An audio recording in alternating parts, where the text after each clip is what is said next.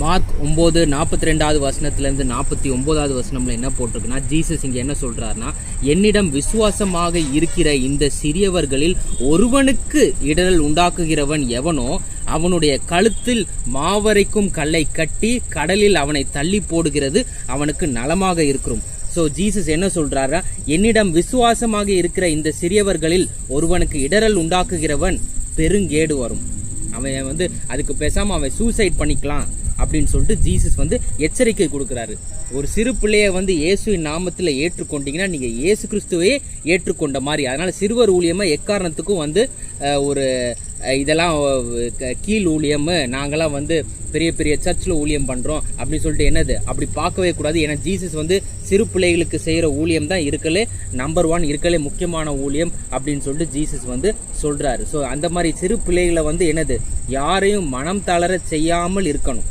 அதாவது அவங்கள டிஸ்கரேஜ் பண்ணிட்டீங்கன்னு வச்சுக்கோங்களேன். இப்போ ஒரு சிறு பிள்ளை ஜீசஸை ஏற்றுக்கொள்ளணும்னு ஆசைப்படுறாங்க, நீ அவனை மனம் தளர செய்கிறீங்க அப்படின்னா அது என்னது, நீங்கள் அவங்கள டிஸ்கரேஜ் பண்ணுறீங்கன்னு அர்த்தம், அவங்கள தடுக்கிறீங்கன்னு அர்த்தம், நீங்கள் அவங்களுடைய விசுவாசத்துக்கு ஒரு தடையாக இருக்கிறீங்கன்னு அர்த்தம். அது அப்படி பண்ணீங்கன்னா உங்களுக்கு பெருங்கேடு வரும் அப்படின்னு சொல்லிட்டு ஜீசஸ் எச்சரிக்கை கொடுக்குறாரு. அடுத்தது, உன் கை உனக்கு இடரல் உண்டாக்கினால் அதை வெட்டி போடு. நீ 2 கைகள் உள்ளவனாக அணையாத அக்கினியுள்ள நரகத்திற்கு போவதை விட ஊனமுள்ளவனாக ஜீவனுக்குள் போவது உனக்கு நலமாக இருக்கும். ஸோ கண்டிப்பாக நம்ம கையால் நம்ம ஒரு பாவம் செய்கிறோம், இல்லை நம்ம கண்ணால் பாவம் செய்கிறோம்னா கண்டிப்பாக உடனே நம்ம கண்ணை வெட்டி போட போகிறது இல்லை, கையை வெட்டி போட போகிறது இல்லை. ஸோ ஜீசஸ் என்ன சொல்கிறாருன்னா, எதெல்லாம் உன்னை ட்ரிகர் பண்ணுதோ, பாவம் செய்கிறதுக்கு ட்ரிகர் பண்ணுதோ, அதை நீங்கள் தயவு செய்து உங்கள் வாழ்க்கையிலேருந்து வெட்டி போட்டுருங்க. அப்படி உங்கள் வாழ்க்கையிலேருந்து வெட்டி போட முடியாதுன்னா நீங்கள் என்ன பண்ண போகிறீங்கன்னா 2 கை 2 காலோடு சேர்ந்து நீங்கள் நரகத்துக்குள்ளே போக போகிறீங்க அப்படின்னு ஜீசஸ் சொல்கிறார். அந்த நரகத்தில் உள்ள அக்கினி அணையாது.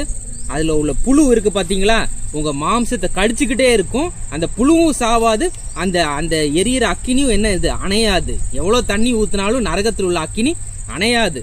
அதனால் கண்ணால் பாவம் செய்யக்கூடாது, கையால் பாவம் செய்யக்கூடாது, காலால் பாவம் செய்யக்கூடாது. அப்படி செஞ்சீங்கன்னா பேசாமல் அதை வெட்டி போட்டுருங்க. எதுக்கு நீங்கள் உங்கள் பர்ஃபெக்ட் பாடியோட நீங்கள் நரகத்துக்கு போகிறதுக்கு பேசாமல் நீங்கள் அந்த கையை வெட்டிட்டு நீங்கள் பரலோகத்துக்கு போயிடலாமே அப்படின்னு சொல்லிட்டு ஜீசஸ் எச்சரிக்கை சொல்கிறாரு. ஸோ இதில் நம்ம கிளியராக தெரியுது தட் ஏசாயா 66:24 உண்மை அப்படின்னு சொல்லிட்டு ஜீசஸ் நமக்கு சொல்கிறாரு. ஏன்னா அங்கேயும் போட்டிருக்கு, அவர்கள் அந்நகரத்தை விட்டு வெளியே போனால் எனக்கு எதிராக, அதாவது ஜீசஸுக்கு எதிராக பாவம் செய்கிறவர்கள் மரித்த உடல்களை பார்ப்பார்கள். அந்த உடல்களில் புழுக்கள் இருக்கும், அப்புழுக்கள் என்றும் சாகாது. நெருப்பும் அந்த உடல்களை என்ன செய்யும், எரித்து போடும். அந்நெருப்பு அணையாமல் இருக்கும். ஆமென்.